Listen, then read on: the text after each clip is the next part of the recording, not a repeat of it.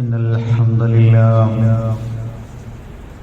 نحمده ونستعينه ونؤمن به ونتوكل عليه ونعوذ بالله من شرور أنفسنا ومن سيئات أعمالنا من يهده الله فلا مضل له ومن يضلل فلا هادي له وأشهد أن لا إله إلا الله وحده لا شريك له وأشهد أن محمدا عبده ورسوله أرسله بالهدى ودين الحق ليظهره على الدين كله ولو كره المشركون اللهم صل على محمد وعلى آل محمد كما صليت على إبراهيم وعلى آل إبراهيم وبارك على محمد وعلى آل محمد كما باركت على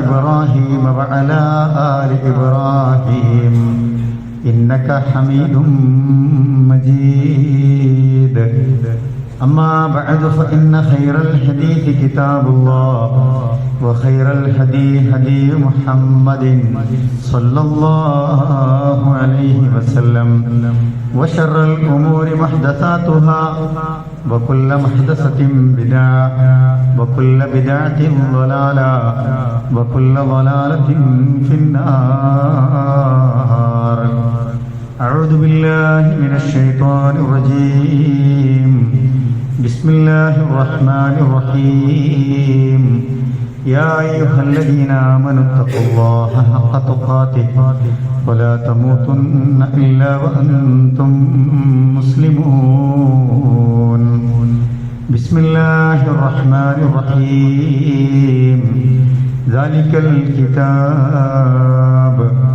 لا ريب فيه هدى للمتقين ഏറെ പ്രിയമുള്ള മുഅ്മിനീങ്ങളെ മുഅ്മിനാത്തുകളെ അല്ലാഹു സുബ്ഹാനഹു വ തആലയുടെ നിയമനിർദ്ദേശങ്ങളും വിലക്കുകളുമൊക്കെ നമ്മുടെ ജീവിതത്തിൻ്റെ ഓരോ സന്ദർഭങ്ങളിലും സൂക്ഷ്മത പാലിച്ചും തഖ്വയുള്ളവരുമായി മാറണമേ എന്ന് എന്നോടും നിങ്ങളോടുമായി ഓർമ്മപ്പെടുത്തുകയാണ്, വസിയത്ത് ചെയ്യുകയാണ്. ആളുകൾ കുറച്ചും കൂടി ഒന്ന് മുന്നോട്ട് കയറിയിരുന്നാൽ കുറേ സ്ഥലത്ത് സ്പേസ് ഉണ്ട്. അവിടെ ഫ്രണ്ടിലൊക്കെ കുറേ ആളുകൾ പുറത്ത് പ്രയാസപ്പെടുന്നുണ്ട്. ഒന്ന് കയറി കുറച്ചൊന്ന് സഹകരിച്ചിരുന്നാൽ കുറേ ആളുകൾക്ക് ആശ്വാസത്തിലിരിക്കാം. ബറകല്ലാഹു ഫീക്കും. പരിശുദ്ധ റമളാനിൻ്റെ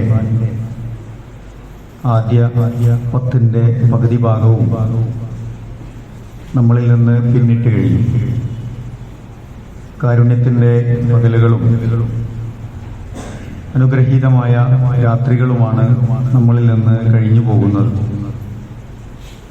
നാം അനുഷ്ഠിക്കുന്ന നോമ്പും നമ്മുടെ ഇബാദത്തുകളുമൊക്കെ അള്ളാഹുവിൻ്റെ അടുക്കൽ സ്വീകരിക്കപ്പെടാവുന്ന രൂപത്തിലാണോ എന്ന് നമ്മൾ നന്നായി പരിശോധിക്കുകയും നമ്മുടെ പോരായ്മകളൊക്കെ തിരുത്തുകയുമൊക്കെ ചെയ്ത് മുന്നോട്ട് പോകേണ്ട സന്ദർഭങ്ങളാണ്. അള്ളാഹുവിൻ്റെ റസൂൽ സല്ലല്ലാഹു അലൈഹി വസല്ലം പഠിപ്പിച്ചു, നോമ്പും പരിശുദ്ധ ഖുർആനും നാളെ പരലോകത്ത് വിചാരണ നടക്കുന്ന സന്ദർഭത്തിൽ മുഅ്മിനുകൾക്ക് വേണ്ടി ശഫാഅത്ത് പറയുമെന്നാണ്, ശുപാർശ പറയുമെന്നാണ്. നമ്മൾ അനുഷ്ഠിക്കുന്ന നോമ്പും നമ്മൾ പാരായണം ചെയ്യുന്ന ഖുർആനും നാളെ പരലോകത്ത് വിചാരണ നടക്കുമ്പോൾ അള്ളാഹുവിൻ്റെ മുമ്പിൽ നമുക്ക് വേണ്ടി സംസാരിക്കുന്ന രൂപത്തിലാണോ എന്ന് നമ്മൾ ഓരോരുത്തരും പരിശോധിക്കുക. റമളാനിൻ്റെ നോമ്പിൻ്റെ ലക്ഷ്യമായി പറഞ്ഞ തഖ്വ ആർജിച്ച് നരകത്തിൽ നിന്ന് രക്ഷപ്പെടാനും സ്വർഗത്തിൽ പ്രവേശിപ്പിക്കാനുമൊക്കെ ഭാഗ്യം ലഭിക്കേണ്ടതുണ്ട്. അള്ളാഹു നമ്മയൊക്കെ അനുഗ്രഹിക്കുമാറാവട്ടെ. അള്ളാഹുവിനെ കണ്ടുമുട്ടുന്ന സമയം അത് മുന്നിൽ കണ്ടാണ് നമ്മുടെയൊക്കെ ഇബാദത്തുകൾ നിർവഹിക്കേണ്ടത്. നമ്മൾ ആലോചിക്കുക, റമളാനിന് മുമ്പുണ്ടായിരുന്ന ദിവസങ്ങളിൽ നിന്ന് ഈ ദിവസങ്ങൾ എങ്ങനെയാണ് വ്യത്യസ്തപ്പെടുന്നത് എന്ന് നമ്മൾ ആലോചിച്ച് നോക്കുക. യാതൊരു മാറ്റങ്ങളും ഇല്ലെങ്കിൽ എന്തിനായിരുന്നു നോമ്പ് എന്നും എന്തിനാണ് ഈ പട്ടിണി കിടക്കുന്നത് എന്നും നമ്മൾ ആലോചിക്കുക. നമ്മുടെ നീയത്ത് എല്ലാ രംഗത്തും നന്നായിട്ടുണ്ട്. മൊത്തത്തിൽ തന്നെ നമ്മുടെ നീയത്തുകൾ മാറേണ്ടതുണ്ട്. നമ്മുടെ പ്രവർത്തനങ്ങളിൽ കൂടുതൽ ഇഖ്ലാസ് അനുഭവപ്പെടേണ്ടതുണ്ട്. നമ്മുടെ അമലുകളും നമ്മുടെ ഇബാദത്തുകളും ഒക്കെ കഴിഞ്ഞ കാലങ്ങളെക്കാൾ മെച്ചപ്പെട്ട ഒരു ഖുശൂഅോടുകൂടി അള്ളാഹുവിനെ ഓർമ്മയിൽ സൂക്ഷിച്ചുകൊണ്ട് ഭക്തിയോടുകൂടി ചെയ്യാൻ കഴിയുന്ന ഒരവസ്ഥയിലേക്ക് മാറേണ്ടതുണ്ട്. ആ നിലക്ക് ഈ റമദാൻ നമ്മെ മാറ്റുന്നുണ്ടോ എന്ന് നമ്മൾ പരിശോധിക്കുക. പരിശുദ്ധ ഖുർആൻ അവതരിച്ച ഒരു മാസം എന്ന നിലക്ക് ഈ റമദാനിന് വളരെയേറെ പ്രാധാന്യമുണ്ട്. അതിന്റെ ആയത്തുകൾ പാരായണം ചെയ്യുന്നതായാലും അതിന്റെ ആശയങ്ങൾ പഠിക്കുന്നതായാലും ഒക്കെ നമ്മളെ സംബന്ധിച്ചിടത്തോളം വളരെ പ്രധാനപ്പെട്ടതാണ് എന്ന് നമ്മൾ മനസ്സിലാക്കേണ്ടതുണ്ട്. റസൂലുള്ളാഹി സ്വല്ലല്ലാഹു അലൈഹി വസല്ലം ഒരിക്കൽ പറഞ്ഞു, മജ്തമഅ ഖൗമുൻ മിൻ ബൈത്തിൻ മിൻ ബുയൂത്തില്ലാഹ് യത്ലൂന കിതാബല്ലാഹ്. അല്ലാഹുവിന്റെ പള്ളിയിൽ ആളുകൾ ഒരുമിച്ച് കൂടുന്നു, എന്നിട്ട് അവർ പരിശുദ്ധ ഖുർആൻ പാരായണം ചെയ്യുന്നു. അവർക്കിടയിൽ അവർ പരസ്പരം അത് പഠിപ്പിക്കുന്നു.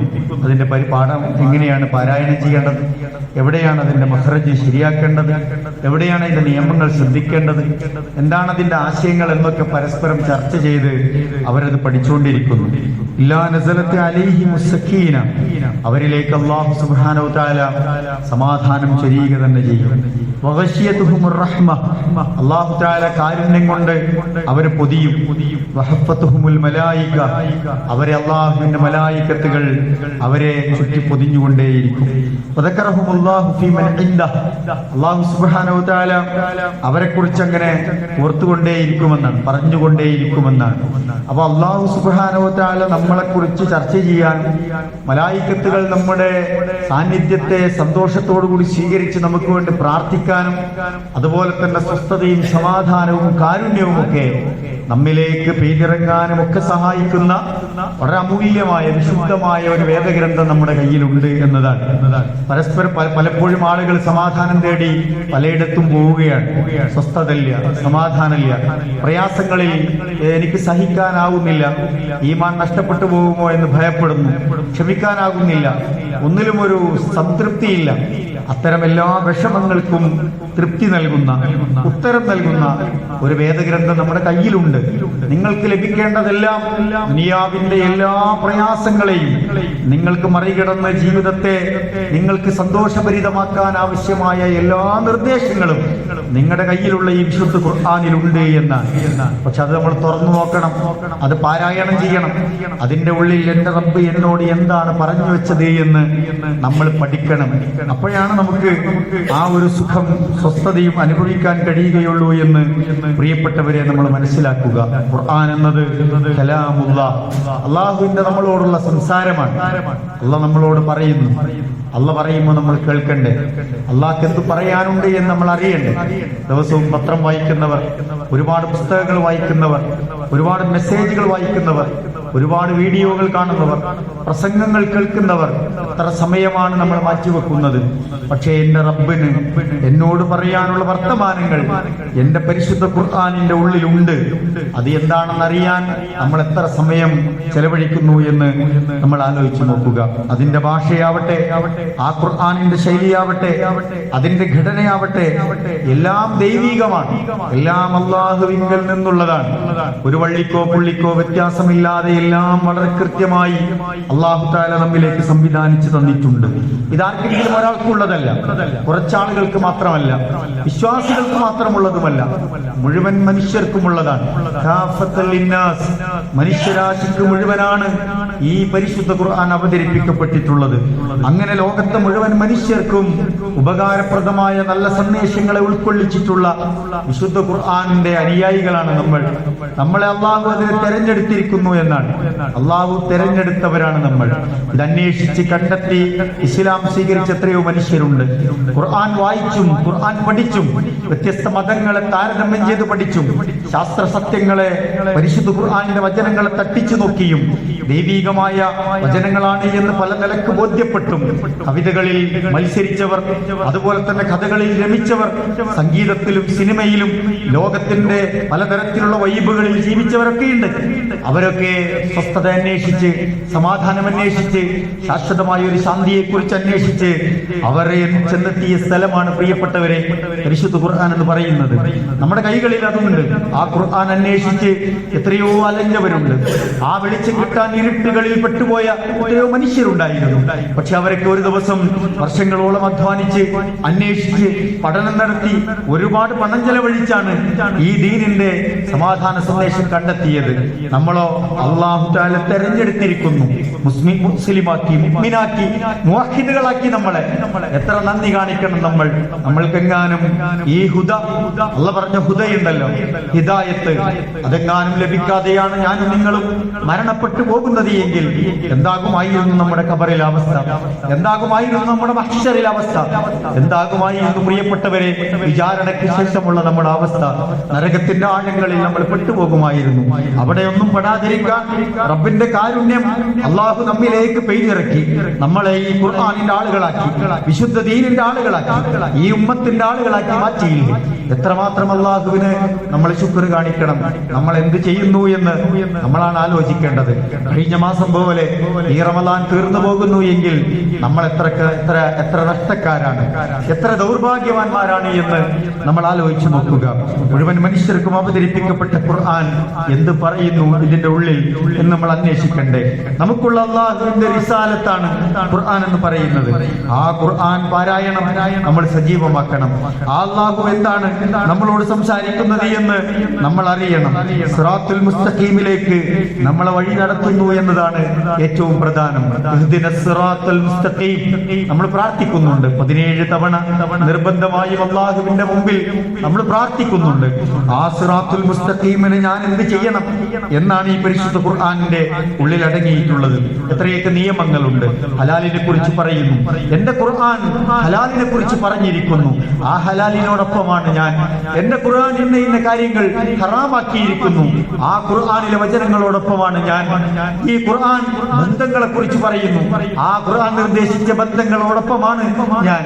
അതല്ലാത്ത ബന്ധങ്ങൾ എനിക്ക് വേണ്ട എന്ന് പറയാൻ നമുക്ക് കഴിയുമോ എന്നതാണ് പ്രിയപ്പെട്ടവരെ. ഇന്ന ഇബാദത്തുകൾ ചെയ്യാൻ പറഞ്ഞിരിക്കുന്നു. വ്യക്തിപരമായി ഇന്ന കാര്യങ്ങൾ നിർവഹിക്കണമെന്ന് പറഞ്ഞിരിക്കുന്നു. കുടുംബരംഗത്ത് ഇന്ന കാര്യങ്ങൾ ശ്രദ്ധിക്കണമെന്ന് പറഞ്ഞിരിക്കുന്നു. രഹസ്യത്തിലും പരസ്യത്തിലും നിങ്ങൾ എങ്ങനെ ജീവിക്കണമെന്ന് പറഞ്ഞിരിക്കുന്നു. പരലോകത്തെ കുറിച്ചുള്ള കൃത്യമായ കാഴ്ചപ്പാടുകൾ നൽകുന്നു. സാമൂഹ്യ ജീവിതത്തിൽ എന്താണ് നന്മ എന്ന് പഠിപ്പിക്കുന്നു.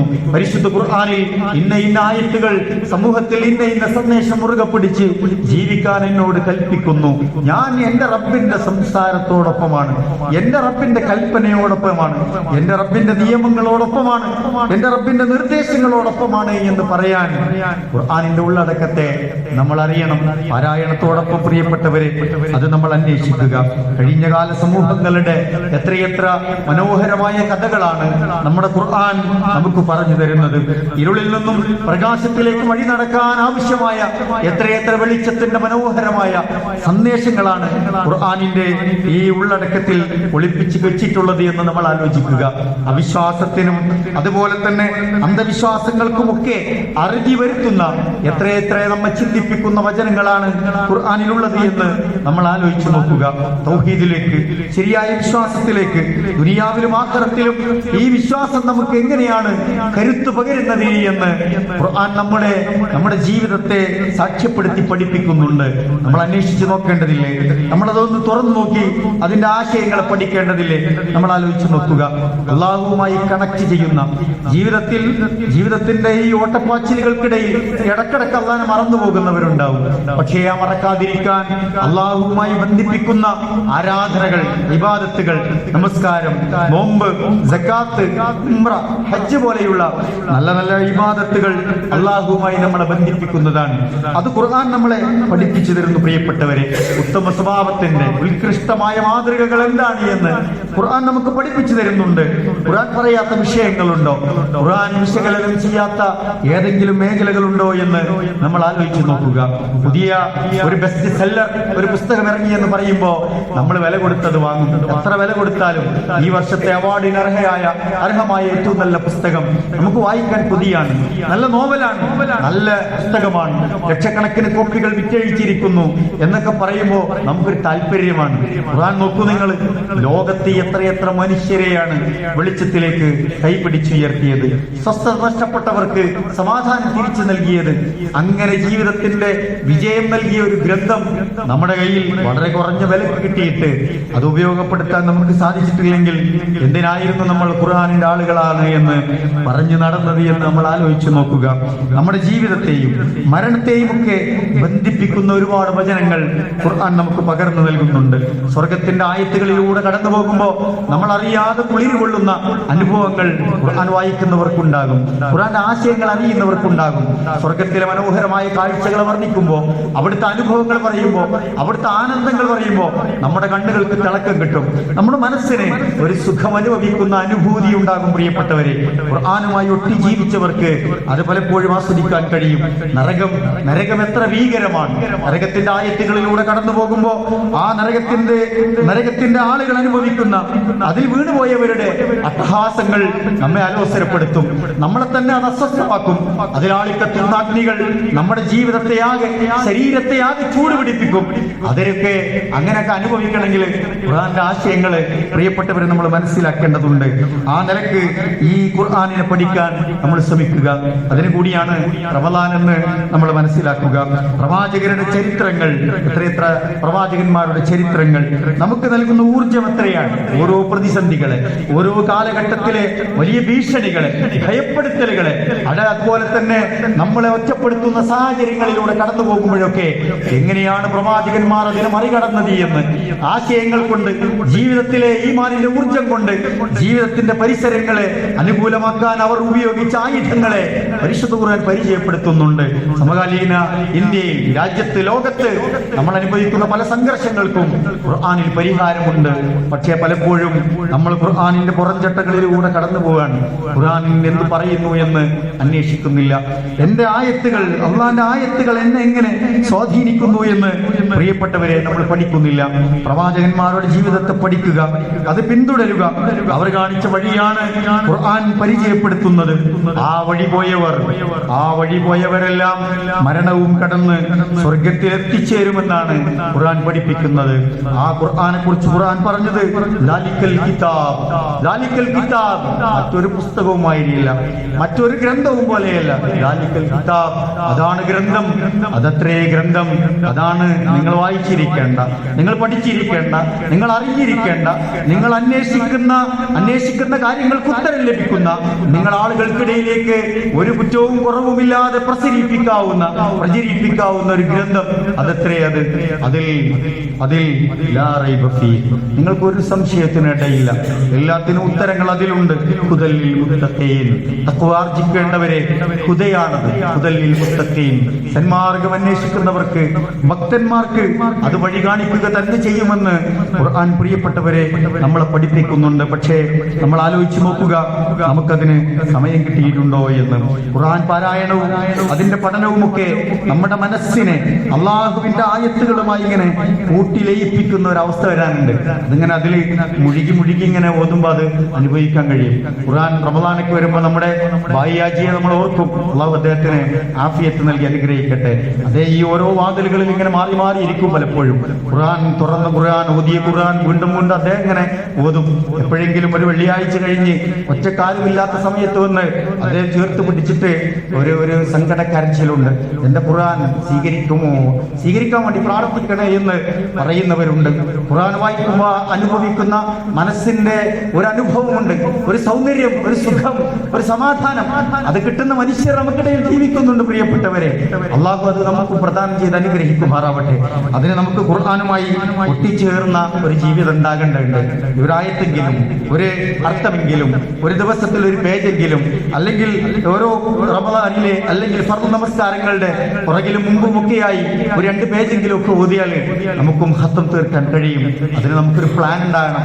ഖുർആനെ കുറിച്ച് നമ്മൾ കൂടുതൽ അന്വേഷിക്കണം, അത് പഠിക്കാൻ നമ്മൾ ശ്രമിക്കണം. സഹാബിമാരിങ്ങനെ ഖുർആനൊക്കെ ഇങ്ങനെ ഓതി അവസാനം ഇങ്ങനെ എത്തുമ്പോൾ അവർക്ക് മേഘങ്ങൾ ഇങ്ങനെ വന്ന് വന്നിങ്ങനെ അവരുടെ തലക്കുമേലെ നിന്ന് തണുപ്പും കുളിരും പെയ്യുന്ന പോലെ അനുഭവങ്ങൾ ഉണ്ടാകുമായിരുന്നു എന്നാണ്. അതെന്തുകൊണ്ടാണ്? ആകാശങ്ങളിൽ നിന്ന് അള്ളാഹുവിന്റെ റഹ്മത്തുമായി ബന്ധിപ്പിക്കപ്പെടുന്ന കാര്യങ്ങളാണ്. മലായികത്തുകൾ നമ്മുടെ പ്രാർത്ഥനകൾ സ്വീകരിക്കുന്ന സന്ദർഭങ്ങളാണ്. ഈ റഹ്മത്തുണ്ടല്ലോ, അള്ളാഹുവിന്റെ കാരുണ്യം നമ്മളുമായി പൊതിയുന്ന കാര്യങ്ങളാണ്.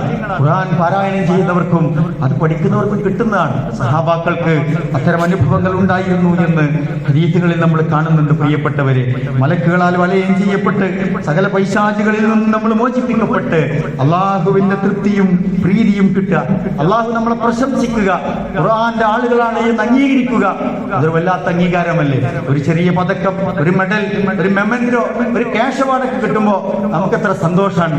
അള്ളാഹു പറയാണ് അവർ ഖുർആനിന്റെ ആളുകളാണ്, അവൻ ഖുർആനിന്റെ ആളുകളാണ് എന്ന് നാളെ നമുക്ക് വേണ്ടി അംഗീകാരം നൽകുന്ന സമയം വരുമെന്നാണ് റസൂലുള്ളാഹി സ്വല്ലല്ലാഹു അലൈഹി വസല്ലം പറഞ്ഞു.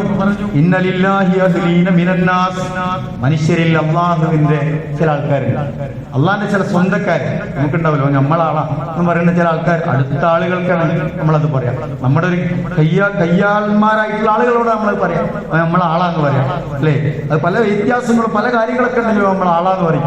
അതുപോലെ അള്ളാഹ് പറയുമെന്നാണ് ഇന്ന ലില്ലാഹി അഹ്ലീന മിനന്നാസ്, ജനങ്ങളിൽ നിന്ന് അള്ളാഹിന്റെ ചില ആൾക്കാരുണ്ട്, അള്ളാഹുവിന് പ്രിയപ്പെട്ട ചില മനുഷ്യരുണ്ട്. ഹലോ മൻഹും യാ റസൂലല്ലാഹ്, അള്ളാഹുവിന്റെ തിരുദൂതരെ ആരാണവർ? സഹാബക്കൾ ചോദിച്ചു. റസൂലുള്ളാഹി പറഞ്ഞു അഹ്ലുൽ ഖുർആൻ ഹും അഹ്ലുല്ലാഹി വ ഖാസത്തുഹു, അവർ ഖുർആന്റെ ആളുകളാണ് എന്നാണ്. ഖുർആനിനെ മാത്രം അതിന്റെ മാത്രമുള്ള ഇങ്ങനെ പ്രത്യേകമാക്കിയ ആളുകളാണ് എന്നാണ്. എന്ന് പറഞ്ഞാൽ ഖുർആൻ പാരായണം ചെയ്യുകയും അത് പ്രചരിപ്പിക്കുകയും അത് പഠിക്കുകയും അത് ജീവിതത്തിൽ പകർത്തുകയും ഒക്കെ ചെയ്യുന്ന ആളുകളെ കുറിച്ചാണ് പ്രിയപ്പെട്ടവരെ അള്ളാഹുവിന്റെ തിരുദൂതർ ഇവിടെ പഠിപ്പിച്ചിട്ടുള്ളത്. ആ നിലക്ക് നമ്മൾ ഖുർആനിന്റെ ഉള്ളടക്കത്തെ മനസ്സിലാക്കുക, ഖുർആൻ നന്നായി പാരായണം ചെയ്യുക, അല്ലെ? നമുക്ക് ഒരു ദിവസം 25 പേജ് ഓതിയാൽ, ഒരു ദിവസം 25 പേജ് ഓതിയാൽ 24 ദിവസങ്ങൾ കൊണ്ട് നമുക്ക് ഖത്തം തീർക്കാൻ കഴിയും. ഇനി നമ്മുടെ മുമ്പിൽ എത്ര ദിവസമാണ് ബാക്കിയുള്ളത് റമളാനിൽ? നമ്മളത് ഒരു പ്രതിജ്ഞ പോലെ, ഒരു ദൗത്യം പോലെ നമ്മൾ ഏറ്റെടുത്താൽ അതുകൊണ്ട് അതൊക്കെ സാധ്യമാവും. അങ്ങനെ 1 or 2 ഒക്കെ ഖത്തം തീർക്കാൻ നമ്മൾ ശ്രമിക്കണം. 50 പേജൊക്കെ ഓതാൻ സമയം കിട്ടുന്നവരുണ്ടെങ്കിൽ അവർക്ക് ഈ 24 ദിവസങ്ങൾ കൊണ്ട് 2 ഖത്തം തീർക്കാൻ കഴിയും. ചെറിയ ചെറിയ സമയങ്ങൾ നമ്മൾ ഇതിനു വേണ്ടി മാറ്റിവെക്കുക. അത്യാധുനിക സംവിധാനങ്ങളൊക്കെ നമ്മളെ കയ്യിലുണ്ട്. പക്ഷെ നമുക്കൊരു ഖുർആൻ എടുത്തിങ്ങനെ ഓതി, നമ്മളുടെ ഒരു ഖുർആൻ ഉണ്ടാകുമ്പോൾ ഒരു സുഖാണ്. നമ്മൾ ഓതി വെച്ചൊരു ഖുർആൻ, നമുക്ക് ശുപാർശ പറയാനൊരു ഖുർആൻ, നമ്മളെ എവിടുന്ന് തുറന്നാലും നമ്മൾ ഉദ്ദേശിക്കുന്ന സൂറത്തൊക്കെ കിട്ടുന്ന ഒരു ഖുർആൻ, അല്ലേ? ഏത് സൂറത്താണ് അതിന് തുറക്കുമ്പോൾ നമ്മളെ മുമ്പിലേക്ക് ഇങ്ങനെ വരുന്നൊരു ഖുർആൻ, ഓതി ഓതി ഓതി അങ്ങനെ തഴക്കം വന്നൊരു ഖുർആൻ. നമ്മുടെ 10, 40, 50, 60, 80 വയസ്സിനുള്ളിൽ ഈ ഖുർആൻ ഓതി തീർക്കാൻ കഴിഞ്ഞില്ലെങ്കിൽ, ഈ ഖുർആനിൽ എൻ്റെ റബ്ബ് എന്നോട് എന്ത് സംസാരിച്ചു എന്ന് മനസ്സിലാക്കാൻ കഴിഞ്ഞില്ലെങ്കിൽ സങ്കടകരായിരിക്കും പ്രിയപ്പെട്ടവരെ. അതിനുള്ള വഴികളുണ്ട്, അതിനുള്ള എത്രയോ സംവിധാനങ്ങളുണ്ട്, നമ്മൾ ഉപയോഗപ്പെടുത്തുക. അല്ലാഹു സുബ്ഹാനഹു വ തആല നമ്മയൊക്കെ അനുഗ്രഹിക്കുമാറാവട്ടെ.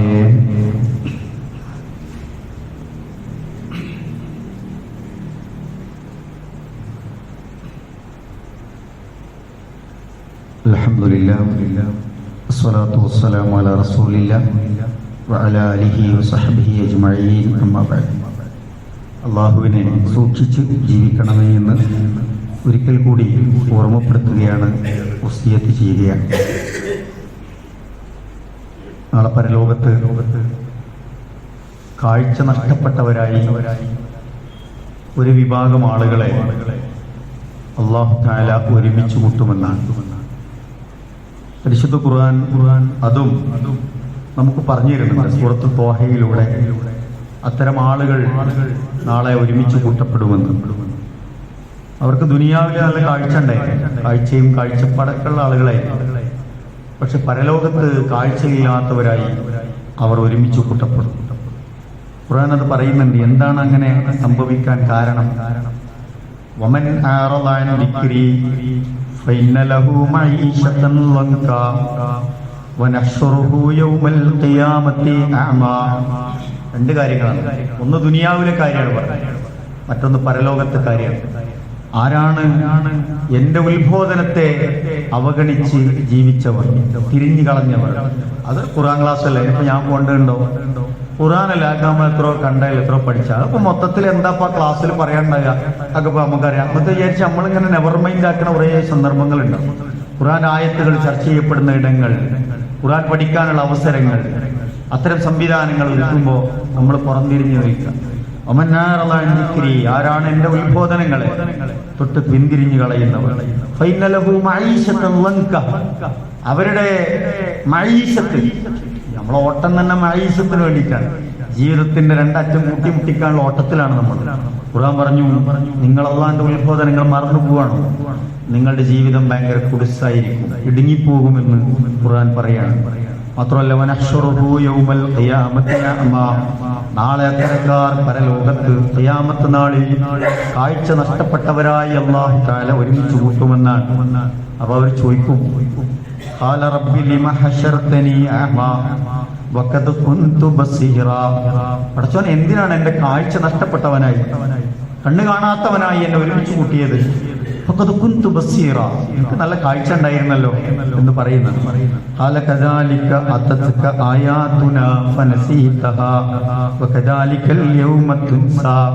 അതെ, കാഴ്ചക്കുണ്ടായിരുന്നു, പക്ഷെ എന്റെ ആയത്തുകൾ നിന്നിലേക്ക് അവതരിപ്പിക്കപ്പെട്ടപ്പോ, എന്റെ ആയത്തുകൾ ഖുർആന്റെ വചനങ്ങൾ മുമ്പിലേക്ക് വന്നപ്പോ നീ എന്ത് ചെയ്തു? ഫനസീതഹ, അതൊക്കെ മറന്നു കളഞ്ഞു, വിസ്മരിച്ചു കളഞ്ഞു. അതുകൊണ്ട് ഇന്നത്തെ ദിവസം ഞാനും നിന്നെ മറന്നു കളഞ്ഞിരിക്കുന്നു എന്ന് അല്ല കൈയൊഴിയുന്നതാണ് പ്രിയപ്പെട്ടവർ. മാലിക്കുൽ മുൽക്കാണ് റബ്ബ്. വിചാരണ ദിവസത്തിൽ സർവാധികാരവും ആ റബ്ബിന് മാത്രമാണ്. വേറുള്ളവരുടെ എല്ലാ അധികാരവും ഒന്ന് എടുത്തു മാറ്റപ്പെടും. അള്ളാഹ്ക്ക് മാത്രം അധികാരമുള്ളൂ. നമുക്ക് എന്തെങ്കിലും ഒരു ആനുകൂല്യം, ഒരു റഹ്മത്ത്, എന്തെങ്കിലും ഒരളവ് കിട്ടണമെങ്കിൽ ആ റബ്ബ് തന്നെ വിചാരിക്കണം. ആ ദിവസം റബ്ബ് നമ്മളെ മറന്നു കളഞ്ഞു എങ്കിൽ നമുക്ക് പിന്നെ എന്താ ബാക്കി ഉണ്ടാകുക? നമ്മൾ ആലോചിച്ചാൽ മതി. അതുകൊണ്ട് ഖുർആനിന്റെ ആയത്തുകൾ നമ്മൾ പഠിക്കുക, അത്തരം സംവിധാനങ്ങൾ നമ്മൾ ഉപയോഗപ്പെടുത്തുക, ധാരാളമായി ഖുർആൻ പാരായണം ചെയ്യുക. അതുപോലെ തന്നെ ആ ഖുർആൻ നിത്യം പ്രാർത്ഥിക്കുക. കാരണം പടച്ചോൻ നാളെ ശുപാർശ നൽകുമെന്നാണ്. പടച്ചോനെ ഖുർആന്റെ ഫളിൽ കൊണ്ട്, അല്ലേ, നമ്മുടെ ഇബാദത്തിന്റെ ഫളിൽ കൊണ്ട് പടച്ചോനെ നീ ഞങ്ങൾക്ക് ഖൈർ നൽകണേ എന്ന് ദുആ ചെയ്യാം. ആ സ്വസ്ഥതയും സമാധാനമൊക്കെ ഖുർആൻ കൊണ്ടുതരും. ആ നിലക്ക് ഖുർആനെ നമ്മൾ പഠിച്ച് മുന്നേറുക. അള്ളാഹു നമ്മെ അനുഗ്രഹിക്കുമാറാവട്ടെ. നമ്മളിൽ നിന്ന് വന്നുപോയ എല്ലാ തെറ്റുകുറ്റങ്ങളും റബ്ബിനോട് ഏറ്റുപറഞ്ഞ് പരിഹരിക്കേണ്ട സന്ദർഭം കൂടിയാണ് റമദാൻ, പ്രിയപ്പെട്ടവരെ. ആ നിലയ്ക്ക് നമ്മളെക്കുറിച്ച് നമ്മളെ നഫ്സിനോട് തന്നെ ചോദിക്കുക, നമ്മുടെ കഴിഞ്ഞ ഭൂതകാലങ്ങൾ, ഇതിൽ എന്തൊക്കെയാണ് നമ്മൾ ചെയ്തു കൂട്ടിയത്, എത്രമാത്രം പോരായ്മകൾ, ഇതൊക്കെ അള്ളാഹിനോട് ഏറ്റുപറഞ്ഞ് മഗ്ഫിറത്തിനു വേണ്ടി ചോദിക്കേണ്ട സന്ദർഭങ്ങളാണ്. അതുപോലെ തന്നെ നമ്മുടെ സഹജീവികളോട് കാരുണ്യം കാണിക്കേണ്ട സന്ദർഭമാണ്. നമ്മുടെ സദഖകളും ദാനധർമ്മങ്ങളും സഹായങ്ങളും സാന്ത്വനങ്ങളും ഒക്കെ കൂടുതൽ ഉണ്ടാകേണ്ട സന്ദർഭവും കൂടിയാണ്. അതുകൊണ്ട് ആ നിലക്കൊക്കെ കാര്യങ്ങൾ ശ്രദ്ധിക്കണമെന്ന് പ്രത്യേകം ഓർമ്മിപ്പിക്കുകയാണ്. അള്ളാഹു അനുഗ്രഹിക്കുമാറാവട്ടെ. സഹോദരങ്ങളെ, കഴിഞ്ഞ ആഴ്ചകളിൽ നമ്മുടെ സമീപ പ്രദേശത്ത് മരണപ്പെട്ടു പോയ നമ്മുടെ ബഹുമാന്യ പണ്ഡിതനായിരുന്ന പുളിക്കൽ അബൂബക്കർ മൗലവി നമ്മുടെയൊക്കെ പള്ളിയിലും സമീപ പ്രദേശങ്ങളിലുമൊക്കെ ഇസ്ലാമിക പ്രബോധന പ്രവർത്തനങ്ങൾക്ക് ഓടി നടന്ന ഒരു മനുഷ്യനായിരുന്നു. ശ്രമമില്ലാതെ ഓടി നടന്നു എന്ന് തന്നെ പറയാം. അറബി ഭാഷാ രംഗത്തും വിദ്യാഭ്യാസ മദ്രസ രംഗത്തുമൊക്കെ അദ്ദേഹം വലിയ വിപ്ലവങ്ങൾ യഥാർത്ഥത്തിൽ ഉണ്ടാക്കിയിട്ടുണ്ട് എന്ന് അദ്ദേഹത്തിന്റെ ചരിത്രം അന്വേഷിക്കുന്ന ആർക്കും മനസ്സിലാക്കും. അദ്ദേഹമാണ് കഴിഞ്ഞ ദിവസം മരണപ്പെട്ടത്. അള്ളാഹു അദ്ദേഹത്തിന് മഗ്ഫിറത്തും മർഹമത്തും നൽകി അനുഗ്രഹിക്കുമാറാവട്ടെ. അതുപോലെ തന്നെ പറവൂർ പ്രദേശത്തെ ഇസ്ലാഹി പ്രസ്ഥാനത്തിന്റെ പ്രവർത്തനങ്ങൾക്ക് നേതൃത്വം കൊടുത്ത ഷംസുദ്ദീൻ എന്ന് പറയുന്ന ഷംസു എപ്പോഴും പള്ളിയുമായി അങ്ങനെ മനസ്സ് കൂട്ടി കെട്ടിയിടപ്പെട്ട ഒരു വ്യക്തിയായിരുന്നു അദ്ദേഹം. എന്തിനും അവിടെ ഉണ്ടാവും. വളരെ ക്ലേശമുള്ള ജോലിയാണ് അദ്ദേഹത്തിന്. പക്ഷെ എന്നാലും എല്ലാ ദീനി രംഗത്തും അദ്ദേഹം വളരെ മുന്നിൽ നിന്ന് പ്രവർത്തിച്ച ഒരാളാണ്. അല്ലാഹു സുബ്ഹാനഹു വ തആല അദ്ദേഹത്തിനും മഗ്ഫിറത്തും മർഹമത്തും നൽകി അനുഗ്രഹിക്കട്ടെ.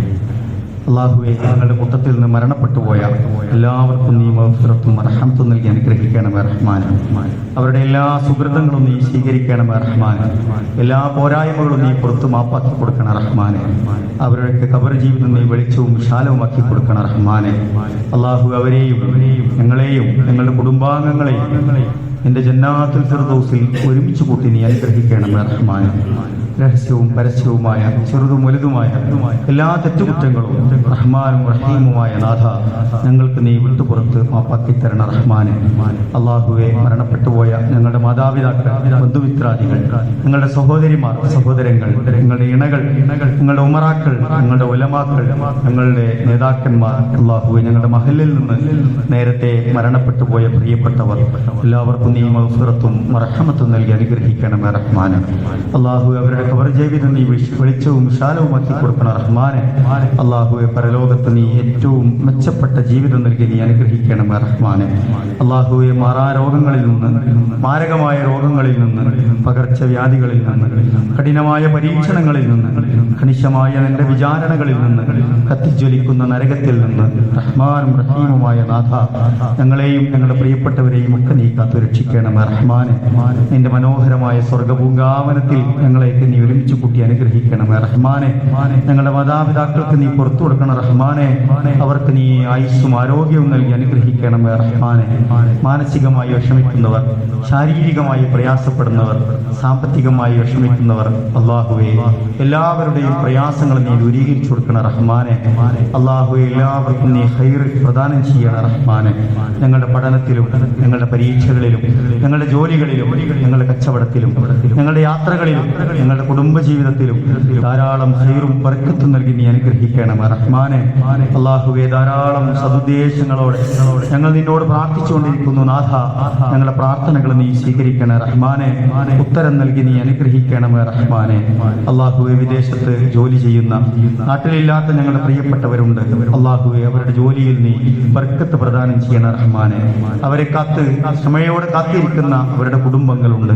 അള്ളാഹുവെ, അവർക്ക് നീ അർഹമായ പ്രതിഫലം നൽകി അനുഗ്രഹിക്കണം റഹ്മാനെ.